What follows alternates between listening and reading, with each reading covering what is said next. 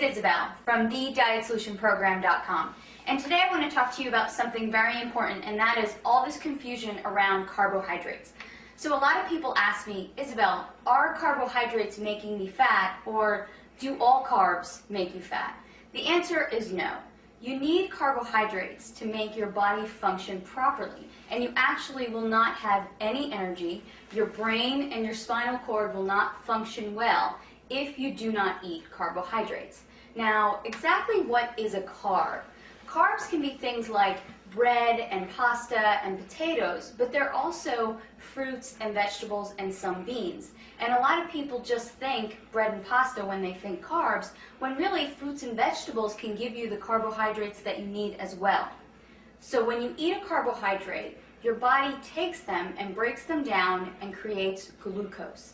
And you need that glucose in your blood in order to function well. It also takes these carbohydrates and stores them as energy in your liver and in your muscles. So if you exercise, you really do need to eat carbs.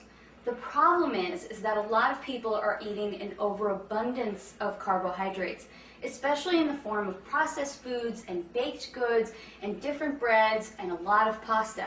And that's where we're going wrong.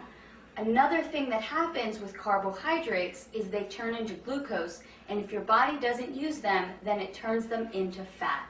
And it stores them in your body as fat. So, okay, what are you going to do? You need to eat carbs for energy and to function, but you don't want to eat too many carbs so that you gain weight. Well, follow these rules, and you will have enough energy from your carbohydrates without gaining weight.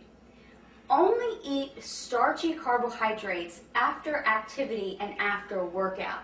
So I don't like to suggest that people have bread and pasta because they're wheat-based, and a lot of people don't do well with wheat. I like for people to stick to carbohydrates like sweet potatoes, yams, brown rice, different grains that maybe you're not really used to eating, like millet, quinoa, spelt, things like that. Those starchy or heavy carbohydrates you can have after a workout or after some heavy activity.